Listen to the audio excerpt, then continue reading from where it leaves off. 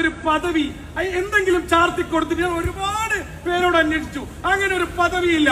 ഒടുവിൽ ഞാൻ അദ്ദേഹത്തിന് ഒരു പദവി ചാർത്തി കൊടുക്കുകയാണ്. നിങ്ങൾ അത് ഏറ്റെടുക്കണമെന്ന് അഭ്യർത്ഥിക്കുന്നു. The resilient star of Malayalam.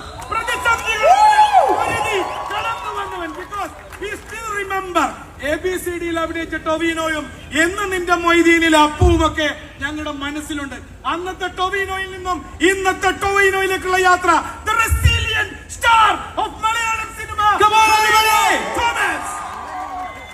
Then of course കഴിഞ്ഞ 30-32 വർഷത്തിലേറെയായി മലയാള സിനിമയുടെ ഒപ്പം സഞ്ചരിച്ച ഒരു ഇതിഹാസ തുല്യനായ നടൻ, നിർമ്മാതാവ്, ഫിലിം മേക്കർ, എവറിത്തിങ്, ദിലീപേട്ടൻ with us, ജനപ്രിയ നായകൻ ദിലീപ്.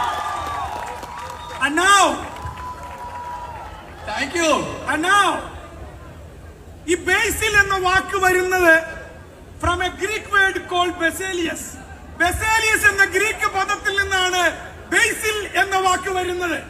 ബേസിൽ എന്ന വാക്കിന്റെ അർത്ഥം ഇൻ ഗ്രീക്ക് കിങ്. മലയാള സിനിമയിൽ കഴിഞ്ഞ 3-4 വർഷങ്ങളുടെ പ്രവർത്തന റിപ്പോർട്ട് എടുത്ത് പരിശോധിച്ചാൽ he is the king.